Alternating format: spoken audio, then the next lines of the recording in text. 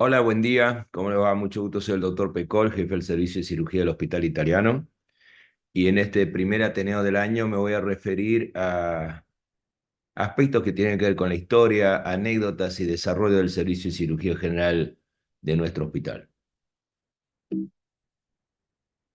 Sin lugar a duda, en este momento, haber sido mencionado el hospital en los distintos rankings, de acuerdo al perfil académico que tiene el centro médico como el más importante de Sudamérica y en puesto 21 en el mundo y segundo en América después de la Clínica Mayo, da un buen contexto, pero también da mucha presión de justificar ese calificativo.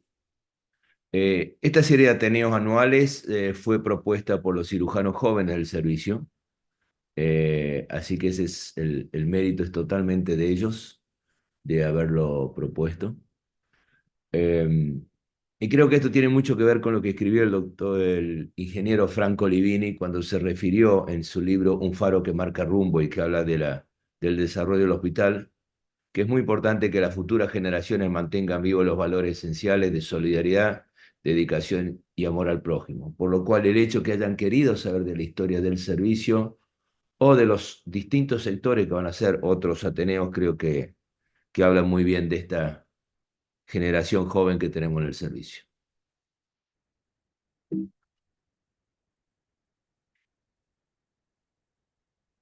Claramente empezaré con unas palabras del doctor Bebraggi, que dijo que las instituciones y los países no existen sin historia. Y la gratitud, sentimiento excelso del ser humano hacia quienes con esfuerzo nos llevaron hasta aquí, me parece fundamental. Por eso creo que es muy importante cuando uno quiere saber hacia dónde va, mirar de dónde venimos y claramente la historia tiene que ver con esto. Y esto fue parte de un discurso que dio el doctor Bebraggi en un congreso argentino de cirugía. Hoy el servicio de cirugía del Hospital Italiano de Buenos Aires es un servicio único, hay un solo servicio de cirugía general. Es súper especializado, está dividido en secciones muy puntuales, ya vamos a ver que históricamente es de los hospitales pioneros con este concepto, yo diría que a nivel regional y en algún aspecto mundial también, que es polivalente, es decir, que ofrecemos las distintas especialidades, con lo cual es muy difícil que un paciente que venga con una patología quirúrgica no pueda ser resuelto por alguno de los sectores o la asociación de los sectores. Y finalmente es un servicio que se ha dedicado siempre a la asistencia, docencia, investigación y en los últimos años se le ha dado mucha impronta al aspecto de la gestión. Si vamos a los orígenes del hospital, el hospital se consolidó en el año 1853, pero en realidad en 1865 es cuando se abre el hospital. Llevó varios años ponerse de acuerdo a los integrantes de esa junta. Y esto estaba ubicado en la zona de Barracas. Y bueno, investigamos qué quedaba de este servicio, de ese edificio. Y de ese edificio, esto es lo que queda hoy. Es una zona muy linda gastronómica, que es en el Boulevard de Caseros. Así que muy lindo para visitarlo, pero del hospital no queda nada. Después está el otro edificio que se conocía como Gascón 450, que es un hospital desde el año 1902 que está establecido ahí, que siempre fue la entrada por Gascón 450, hasta que en los últimos años se cambió, y hoy la entrada es por la Avenida Perón y vemos estas múltiples edificios que terminan ocupando prácticamente la manzana completa del hospital. Y luego el integrante más joven es el Hospital Italiano de San Justo. Ustedes ven aquí el desarrollo en el año 1922, cuando empieza su desarrollo, y en la actualidad también representado por modernos edificios que contrastan con los iniciales históricos.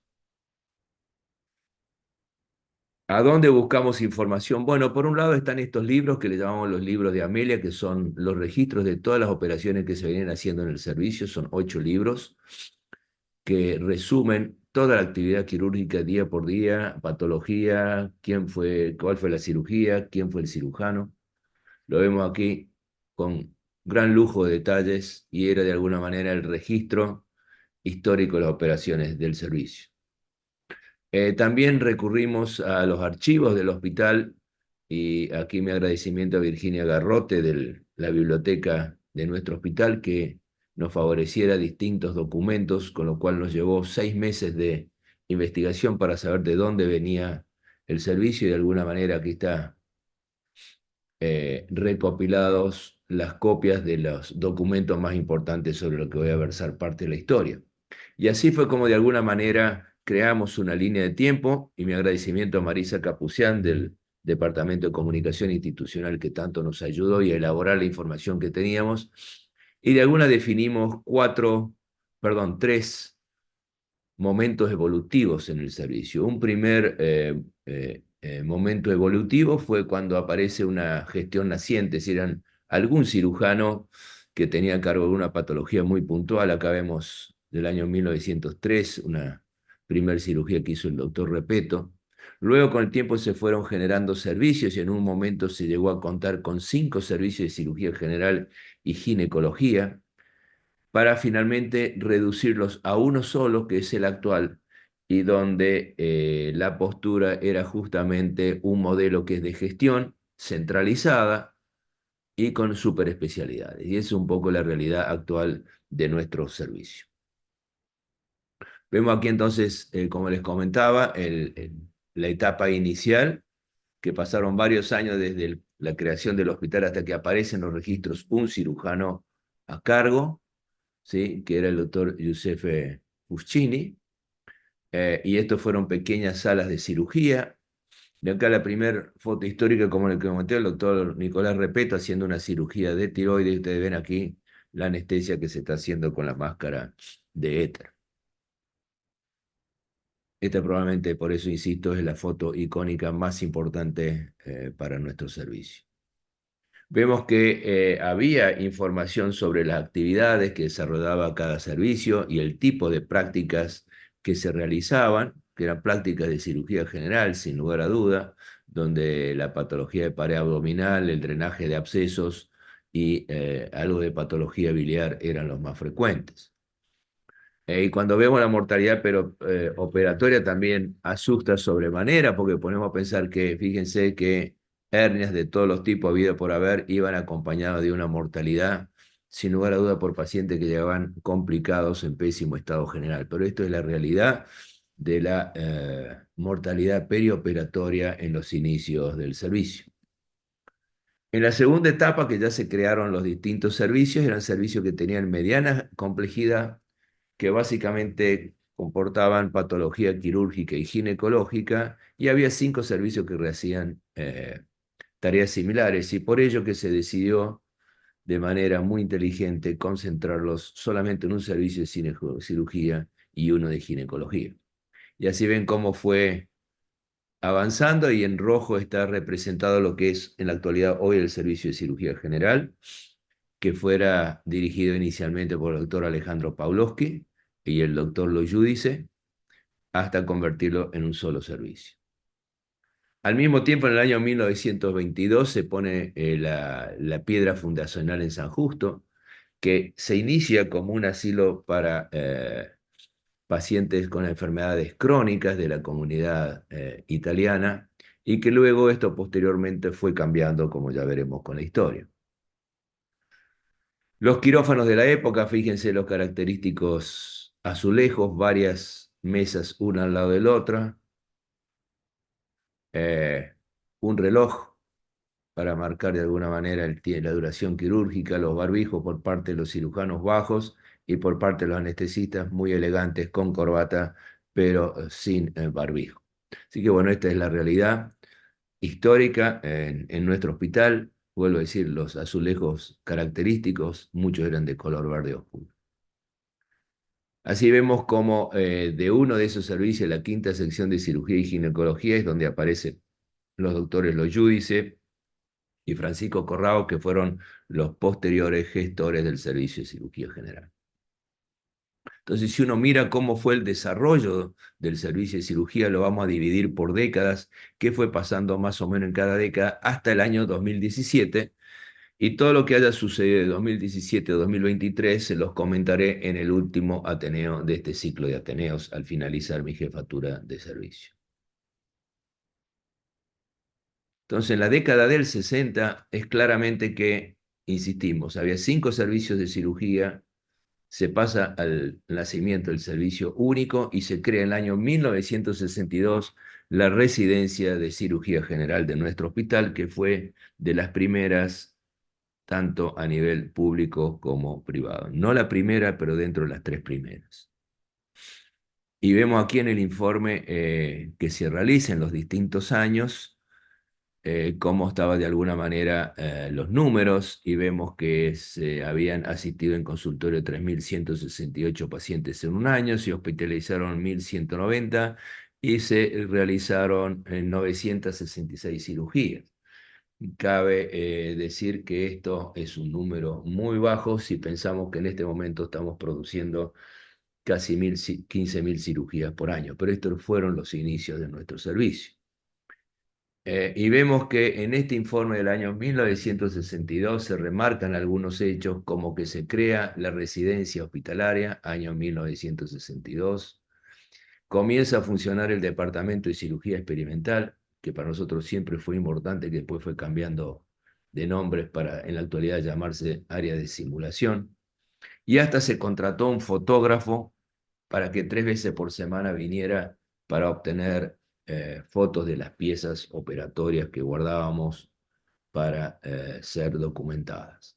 Es decir, la visión pionera en lo docente e investigación. Decidí en una forma un poco autoritaria, como decíamos siempre en aquella época, es decir, hacer la residencia. Y entonces compré por un, como dijo Caruso recién, un riguroso concurso a dedo a beber al jefe de residente, a los 2 Síboris y a Chanqueta.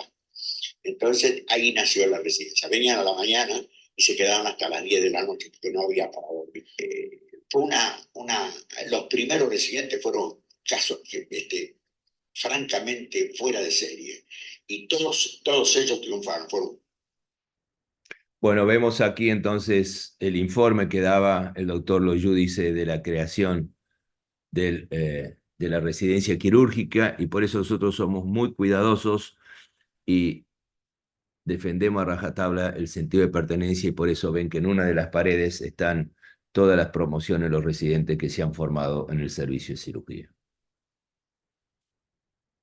El departamento de medicina experimental fue algo que evolucionó sobremanera y se llamó así Unidad de Cirugía Experimental, luego Centro de Entrenamiento, en la actualidad le llamamos Centro de Simulación.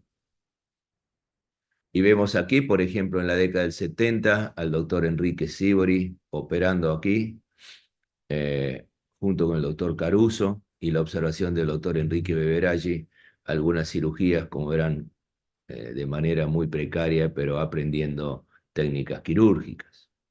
Y ese centro, digamos, de la unidad de cirugía experimental, claramente permitió hacer cosas pioneras, como fue una hemodiafiltración, en realidad utilizando un cerdo en una paciente con falla hepática fulminante. Es decir, fue uno de los primeros ejemplos de perfusión extracorpórea en fallas hepáticas fulminantes. Y también de ese laboratorio de donde estuvo el entrenamiento de nuestro programa de trasplante de hígado para llevar adelante luego la aplicación clínica del trasplante de hígado, que inicialmente llevó casi 80 cerdos en distintas sesiones para hacer los trasplantes. También allí fue donde empezamos con lo que eran los modelos de entrenamiento cuando surgió la cirugía laparoscópica, y la primera área que ustedes ven inclusive tenía los distintos gases para utilizar: oxígeno, hidróxido carbónico y aire comprimido para las distintas estaciones. Este es en la actualidad nuestro centro de simulación. La idea sigue siendo la misma, que es aprender sobre modelos y acumular horas de entrenamiento u horas de vuelo como tienen los pilotos de avión. Por lo cual los principios de Halsted, que tanto se propusieron desde el inicio de la cirugía, que era ver una cirugía, hacer una cirugía y ayudar una, se tornó un poco más compleja, y claramente uno hoy no puede aprender sobre pacientes, y por ello que los centros de simulación hoy tienen tanta vigencia. También hubo producción de libros. Este libro, fíjense, inicial de Anatomía y Técnica Quirúrgica en la Cirugía Hepatobiliar, del doctor Loyudice y Corrao. que lo tenemos en nuestro museo. Y por supuesto también es de buena salud tener relaciones amistosas con los conductores de los destinos del país, entonces las relaciones entre la conducción del hospital y la conducción del servicio siempre fueron importantes. Aquí vemos una visita del doctor Ilia a nuestro servicio y aquí está el doctor Corrao y el doctor Loyudice que lo asistieron en la visita al hospital.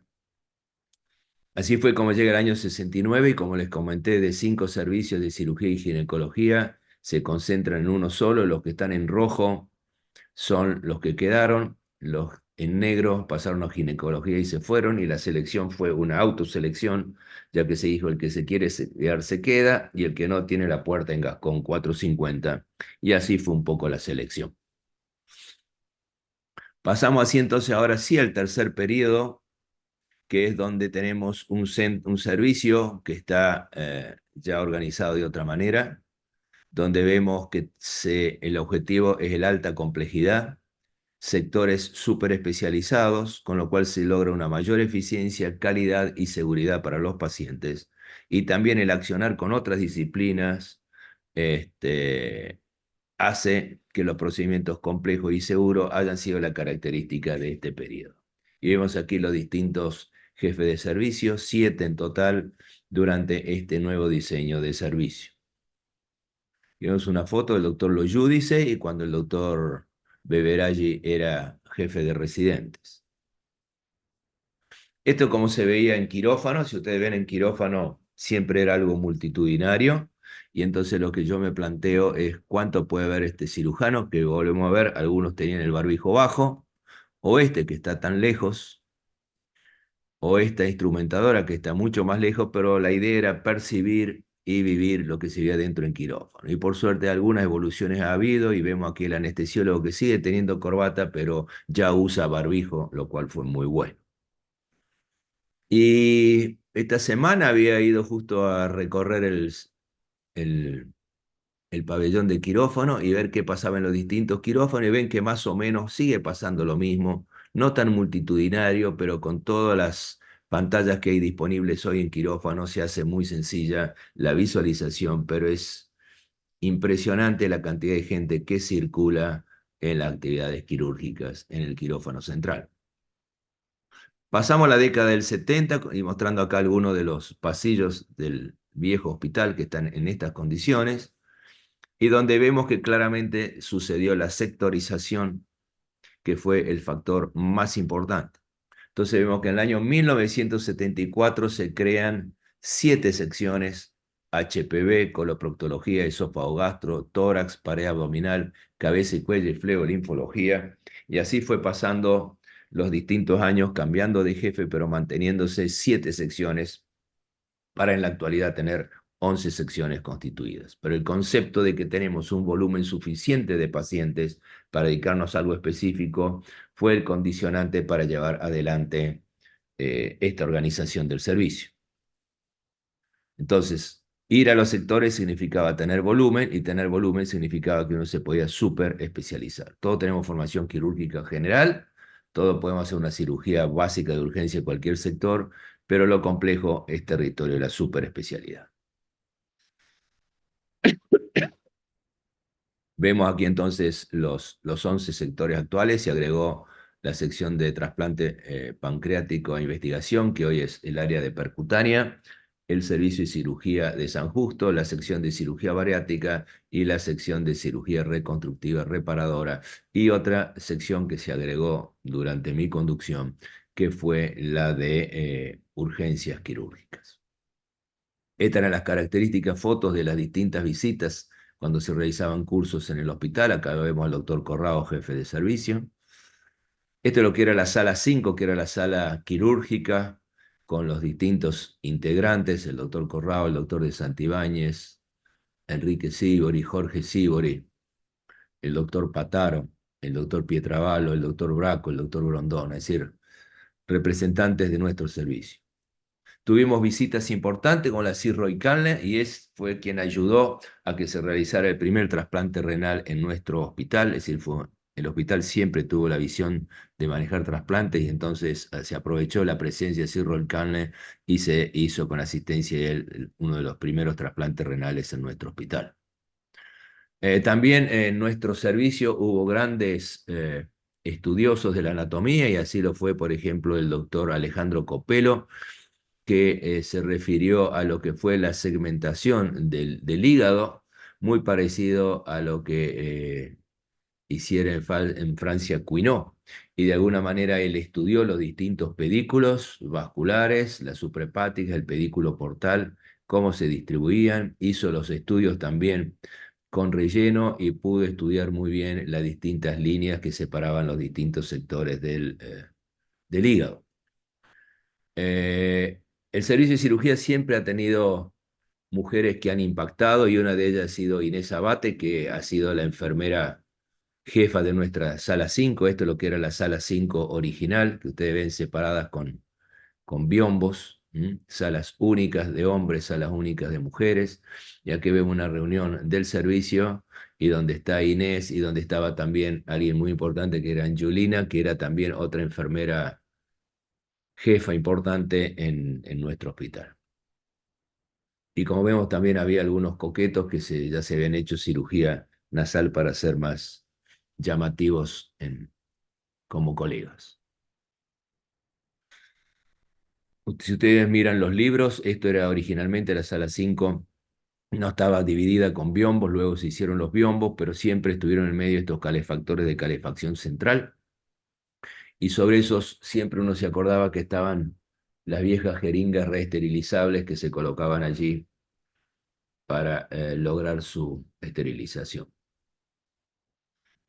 También lo que pasó en el servicio, mucho se sabe a través de los libros que han surgido, y estos son los primeros libros de esta sección que fueron escritos por el doctor Francisco Loyudis, que son muy recomendables y que tienen muchas anécdotas muy jocosas, algunas de ellas.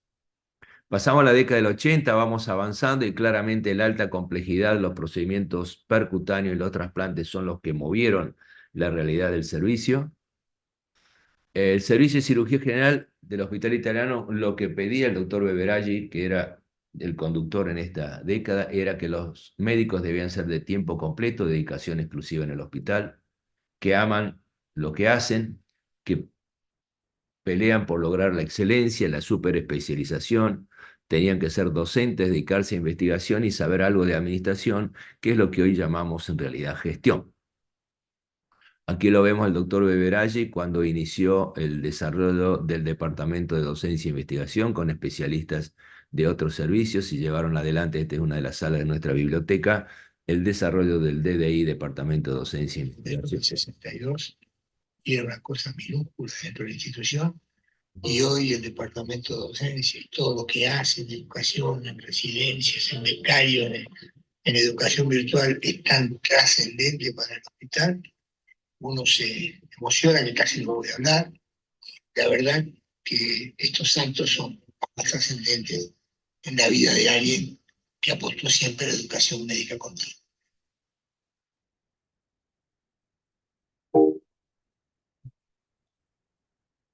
Bueno, y estas fueron las palabras del doctor Beveraggi cuando se refería al desarrollo de nuestra residencia también.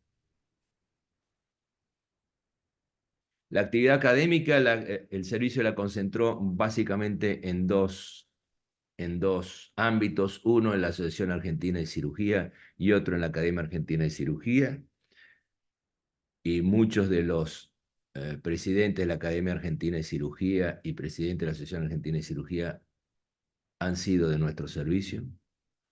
El reconocimiento más importante que puede tener un cirujano argentino es que lo nombre relator, y ustedes ven todos estos relatos estuvieron a cargo de médicos de planta del servicio de cirugía, con lo cual el perfil académico y docente siempre estuvo presente. Esta sigue siendo la misma sala, cambió un poco el diseño, cambió la mesa, pero más o menos el diseño es lo mismo. Lo vemos aquí al doctor Beveraggi conduciendo el servicio de cirugía. Y un poco el accionar del italiano, y que esto persiste en la actualidad, es básicamente ir haciendo las cosas sobre la marcha.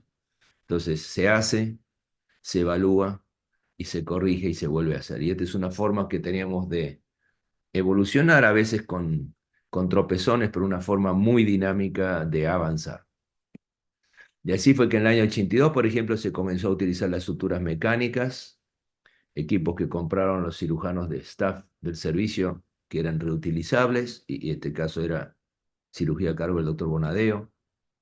En el año 85, fíjense las tremendas dermolipectomías que había que hacer, y nuevamente el doctor Alejandro Copelo, con su ingenio, aplicó esto que es el marco balcánico que utilizan los traumatólogos para traccionar cefálicamente toda la masa de tejido dermoepitelial y subcutáneo para lograr hacer una resección más cómoda y adecuada. Se siguió produciendo libros y en este caso la colección del doctor Pietravallo en el medio de la flebolinfología fue algo de gran aporte, con gran experiencia y con muy buenas fotografías de especímenes quirúrgicos. El sector de coloproctología desarrolló su curso, que sigue siendo un curso de plena vigencia, y acá vemos en el año 86, cuando se hace este curso y que ya contaba de alguna manera con lo que se llamaba laboratorio de tejido. Es decir, de hace muchos años el servicio estaba trabajando en lo que era simulación para las distintas técnicas. Vemos aquí los integrantes del sector de coloproctología, cómo fueron desarrollando su curso, que sigue siendo uno de los cursos referentes, donde originalmente fue presidido por el doctor Bonadeo, el doctor Ojea, el doctor Benatti, y en la actualidad ha sido manejado por el doctor Carlos Bacar. Esto era también nuestras actividades en la sala 5, fíjense un proyector de diapositivas, en este caso lo maneja mi compañero de residencia Diego Santillán, y lo vemos al doctor Jorge Sibori, que nos estaba dando un Ateneo de actualización bibliográfica. También las actividades sociales siempre ha sido importante, y esta era la camada de residentes que nos reunimos con el doctor Beberaggi, y los distintos integrantes del servicio. Acá está Carlos Bonofiglio del grupo de anestesiología, que estaba reunido muy frecuentemente con nosotros también. Una característica que recordamos siempre del doctor Copelo eran sus grandes asados y sin lugar a dudas las bananas a la parrilla, que era su plato preferido y que era realmente un gran chef para hacerlas. Es decir, era parte de la diversión en las distintas reuniones sociales. Vemos también en esa época el desarrollo del programa de trasplante hepático. Esto es en el área experimental, donde está el hígado, el chancho dador y el chancho receptor, como estamos trabajando, y que permitió luego la aplicación clínica del trasplante hepático, siendo el primero en el año 1988. Y así fue como se confirma, de alguna manera, al periodismo, un trasplante que estuvo a cargo del doctor de Santibáñez, el doctor Ciardulo, y los dos jefes de patología, el doctor Daniel D'Agostino y el doctor Federico Villamil. Esa época también es la llegada a la residencia de quien les habla, y acá vemos la foto característica con el jefe de residentes y los distintos residentes los distintos años. También nos dedicamos un poco al fútbol y lógicamente el ingreso no nos daba para comprarnos camisetas, con lo cual usamos las camisetas que utilizábamos en quirófano, algo muy particular en ese momento. Era una gran camaradería que siempre ha existido entre los staff y los residentes y médicos jóvenes. En esta foto del año de mi jefatura, quiero mostrar sí la presencia de la doctora Marina Carrasco, que fue residente un año, porque fue para nosotros con traumatología, pero claramente el servicio ha sido inclusivo en cuanto a incorporar por capacidades y no necesariamente por el género. Y claramente las mujeres han tenido y están teniendo cada vez más y más presencia en el servicio. Volvemos a las relaciones con los políticos. Claramente el doctor Beberaggi, todos saben que era gran amigo personal del doctor Alfonsín, e inclusive fue ministro de Salud del doctor Alfonsín en los tiempos que ya se sabía que el gobierno no iba a continuar por mucho tiempo, pero necesitaron un reemplazante y él no dudó en apoyar a su amigo. En la década del 90 vamos avanzando desde el pasillo central, entrando en las escaleras de Gascón 450, que hoy no están habilitadas, si se pueden ver. Y esta era nuestra sala de internación, la sala 5, que cambió completamente. Y vemos aquí a Inés y sus enfermeras que tenían a cargo nuestros pacientes. Inés siempre, vuelvo a decir, estuvo presente en los distintos momentos evolutivos del servicio y hoy nos sigue visitando y viniendo a nuestras fiestas. La otra mujer importante era Mercedes Pataro, que era la secretaria administrativa y que ella, si hay algo que disfrutaba, era saber que tenía los sellos de todos los médicos, entonces ella podía sellar toda receta que vinieran a pedir y eso ella le daba mucha importancia. Pasamos así entonces a esta época donde de los trasplantes también se involucra la laparoscopía y seguimos con la alta complejidad. Y claramente se muestra que ya hay una escuela quirúrgica del hospital italiano con grandes referentes como el doctor Bonadeo, el doctor Sarrabairuz de cirugía reconstructiva, el doctor de Santibáñez en HPV, el doctor Caruso en tórax, el doctor Jorge Sibori también en HPV, el doctor Enrique Sibori en reflujo gastroesofágico y el doctor Héctor Marquitelli en cirugía de cabeza y cuello. Claramente se había formado una escuela de especialistas y grandes docentes.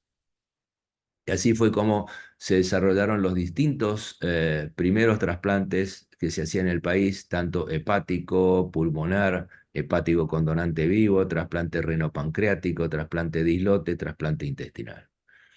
Nuevamente aquí la relación con políticos fue importante, aquí vemos el presidente Menem, luego de una reunión donde se logró que se cambiara de alguna manera la ley y se permitiera el donante vivo relacionado de hígado. Hubo que ir a un estatuto, acá vemos al doctor de Santibáñez, y vemos aquí entonces el decreto que firma el presidente Menem para que se autorice la donación por parte de familiares de un segmento hepático. Así nació el primer donante vivo y también vino los trasplantes de intestino y fíjense lo que era importante la publicidad en ese momento donde era importante que se haya hecho el primer trasplante de intestino, pero lo que más llamaba la atención es que en 20 días ese chico iba a poder comer pizza que hacía años que no podía comer nada.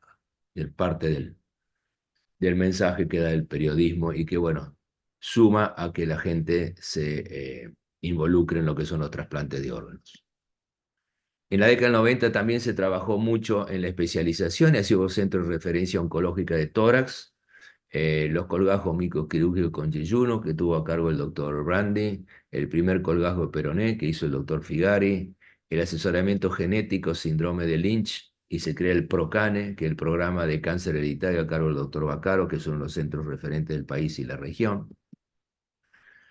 Empezamos también los procedimientos percutáneos a cargo de cirujanos y como nos costaba tener radiología disponible y ecografía, por eso nos mudamos a quirófano y hacíamos allí los distintos procedimientos, principalmente biliares y drenaje de colecciones abdominales. En el año 91 estamos con la movida de hacer colistectomía laparoscópica, se intenta hacer la primer colistectomía laparoscópica. Era un paciente del doctor Beberaggi que se quejaba de dispepsia y distensión postprandial. Se internó el día previo, a la mañana cuando lo fuimos a ver lo notamos distendido. Cirujano era el doctor Ciardulo y yo lo asistía. Y claramente fue solo un intento, ya que ni pudimos hacer un buen neumoperitoneo, o el paciente en realidad la sintomatología la tenía por un cáncer suboclusivo de ángulo esplénico que se había distendido sobremanera. Entonces, cuando convertimos y en la exploración quirúrgica encontramos un cáncer de ángulo esplénico. Es decir, claramente no fue la mejor forma de iniciarlo. Pero luego con el tiempo sí, avanzamos y avanzamos mucho más allá de la colecistectomía y defendimos a rajatabla la colangiografía intraoperatoria y la exploración de vía biliar y hoy son para nosotros una práctica cotidiana desde el inicio en el año 91. Los otros sectores también se desarrollaron, así fue la cirugía del hiato, la cirugía del recto, la cirugía de pared abdominal y la cirugía torácica asistida por endoscopía. Los fellowship en el servicio también nacieron en el año 92, inicialmente como necesidad, pero luego se expandieron como una realidad con una formación por encima de la residencia que complementa la residencia. Y en el caso de HPV fue justamente yo me iba a Estados Unidos y entonces el doctor Osvaldo Campi fue nuestro primer fellow para reemplazarme durante un año y así fue como nació un poco por accidente el fellowship HPV. Y hoy todas las secciones cuentan con fellowship, con programas bien definidos y con cupos limitados. que es un ejemplo de 25 años del fellowship, donde nos reunimos en Tandil y la pasamos como una gran familia. Jefe residente estuvimos en esta época, que fue la doctora Rosina Pache, y con ella diseñamos de alguna manera este primer gráfico, cómo traccionar por la paroscopía para evitar lesiones de vía biliar. Esto era una reunión en el aula nuestra, ustedes ven negatoscopio en ese momento, pero había pantallas para proyección de videos y también la discusión utilizando las placas comunes impresas. Y esto fue durante la jefatura del doctor Enrique Sibori, que promocionó sobremanera también el desarrollo de las especialidades. ¿Y cómo diferenciamos al doctor Enrique Sibori de su mellizo, el doctor Jorge Sibori? De una sola manera. Decíamos que Enrique era el que no fumaba. Era la única forma prácticamente de diferenciarlo. Después, cuando se hablaba con ellos, uno los podía diferenciar un poquitito más. También hubo 4 directores quirúrgicos del hospital y creo que eso le dio un gran crecimiento y vuelo a la institución. El doctor Loyudis, el doctor Beveraggi, el doctor Jorge Sibori y el doctor Marchitelli. Plan de salud del hospital italiano también se inició como una idea del doctor Beveraggi, que de alguna manera presionó a desarrollarlo eso y durante el tiempo que él se constituyó en director del plan de salud, cuando ya dejó de estar a cargo del servicio de cirugía, claramente hizo que creciera sobremanera el número de afiliados. Y también el doctor Beveraggi de alguna manera tuvo la visión de empezar a desarrollar el Instituto Universitario del Hospital, que es uno de nuestros orgullos desde el punto de vista educativo. En la década del 2000, ¿a dónde vamos? Bueno, básicamente seguir manejando la alta complejidad laparoscópica, alta complejidad abierta. Y en ese momento el jefe de servicio por 4 años fue el doctor Bonadeo. Y estas son algunas de las oficinas que teníamos en la parte de arriba de sala 5 que le llamamos el pensadero. Era un entrepiso que pudimos aprovechar y construir estructuras colgando de las vigas para tener nuestras oficinas y allí nos sentábamos a trabajar, a estudiar y a publicar. San Justo sin lugar a dudas empezó a crecer y dejó de ser un centro nada más de pacientes crónicos. En el año 2003 empezó a promocionar el desarrollo del servicio y de esa manera crecimos. Esta es la visión actual de nuestro servicio de cirugía general. En el año 2006-2016 tuvo de jefe de servicio el doctor Eduardo de Santibáñez, que le dio un gran vuelo al servicio. Vemos aquí una foto del servicio donde todos o estaban cursando la residencia o ya habíamos sido residentes. Y en realidad no hay nadie en el servicio que no haya sido residente en nuestro hospital. Característica de la gestión del doctor de Santibáñez, sin lugar a dudas, se apuntaló mucho al perfil académico, a las publicaciones, la innovación, el hiperdesarrollo de los distintos sectores y la presencia de sociedades científicas y actividades académicas y congresos de las especialidades. Vemos aquí cómo se creó una estructura para empezar las publicaciones. Estas eran las publicaciones realizadas año a año en PubMed a través de una organización de gente entrenada y formada para las publicaciones y en investigación, en coordinación con el área de investigación del Servicio de Clínica Médica. Y acá es uno de los festejos posterior a la academia, cuando uno de los trabajos de a cargo de los residentes gana el premio Academia Argentina de Cirugía. Los cursos fue una gran herramienta de trabajo de los distintos sectores, que se hicieron algunos en el hospital y otros por cuestiones de limitación de vacantes. Nos fuimos al complejo La Plaza, que fue nuestra sede durante muchos años. El área de entrenamiento, esta era el área vieja que fuimos recuperando el Zoom de San Justo para empezar a hacer nudo y suturas por vía laparoscópica. Hicimos múltiples cursos en asociación con la Asociación Argentina de Cirugía, los cursos pre-congreso de los congresos argentinos de cirugía, y eso nos permitió desarrollar las estructuras sobremanera. En la década del 2010 vemos cómo siguen creciendo. Estos son partes quirúrgicos cerrados, con lo cual para tener el número de práctica hay que multiplicarlo por 1.3, 1.4. En esta época se llega a los 1000 trasplantes hepáticos, que fue sin lugar a duda un icono muy importante para el desarrollo del hospital. Los libros que se editaron en esta época fueron libros relacionados con coloproctología, de complicaciones, de tórax y de cirugía hepática extrema, es decir, que hay capacidad para la edición de libros. Jefa de residente, fíjese, algo que fue excepcional, después fue algo muy frecuente y pasamos de tener un jefe a tener 3 jefes por año y eso claramente tuvo la posibilidad de la participación de múltiples mujeres con amplia capacidad laboral. Aquí las vemos en función de madre, en función de cirujana, en función docente y en actividades sociales también. Algunas cirujanas son asociadas al servicio, otras son médicas de planta. Lo importante es que claramente su accionar es muy importante en el servicio de cirugía en la actualidad. Con respecto a la década del 2010, claramente la alta complejidad se va a la década de la cirugía mini-invasiva compleja y así vemos la cirugía de colon y recto con los distintos procedimientos quirúrgicos. La cirugía esófago-gástrica bariátrica creció muchísimo y ustedes ven en este caso un cirujano asistido por una cirujana y un poco de chiste decíamos que esta era la posición del Titanic invertido, donde el cirujano o el hombre estaba adelante y la mujer atrás.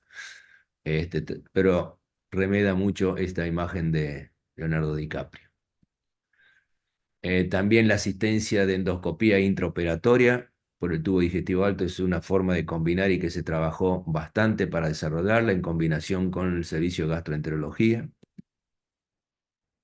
Cirugía esófago-gástrica, que fue a gastrectomías totales, que fue a cirugía bariátrica. Cirugía flebolinfológica que creció sobremanera con las técnicas de ablación percutánea, promocionadas por el doctor Martínez, que ya finalizó su acción como jefe de sector.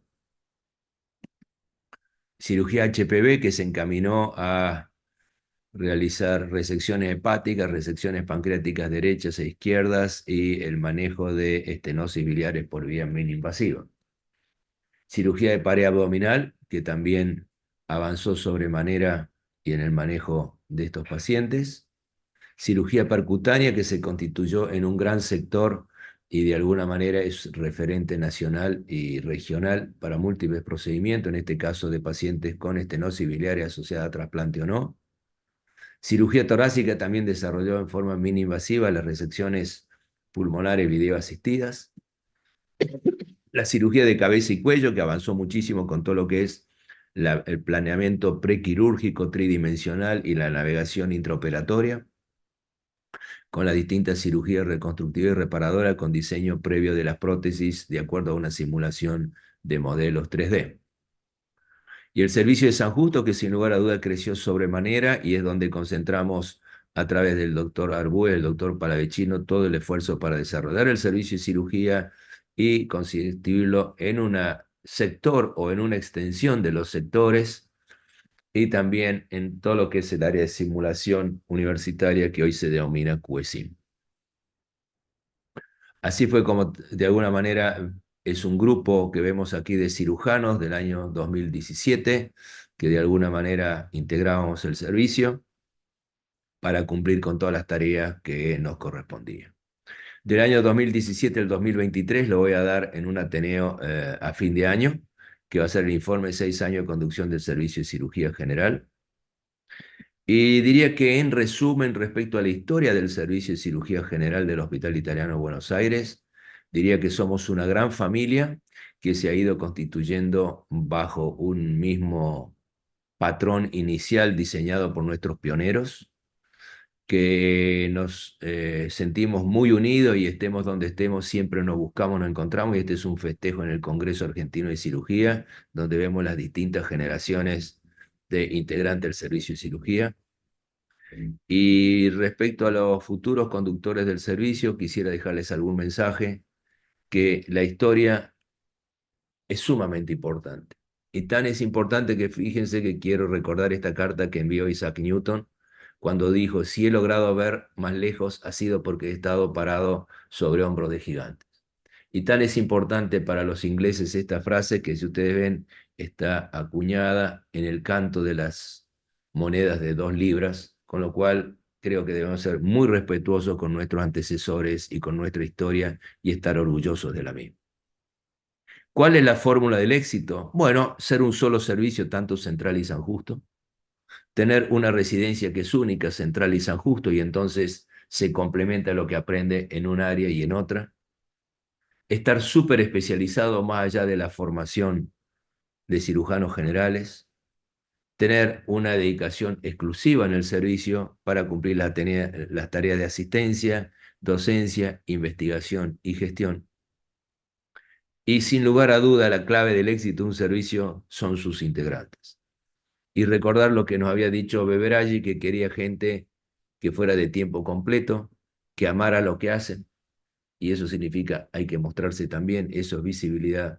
Sin lugar a duda, pelear por la excelencia y de alguna manera ser referentes para atraer pacientes a nuestra institución y a nuestro servicio. Por eso finalizo con esta frase que dijo Winston Churchill, que dijo que el problema de nuestra época consiste en que los hombres no quieren ser útiles, sino quieren ser importantes. Y yo creo que uno se tiene que plantear seriamente que uno debe formarse para ser útil al servicio, a sus colegas y a los pacientes. Muchas gracias.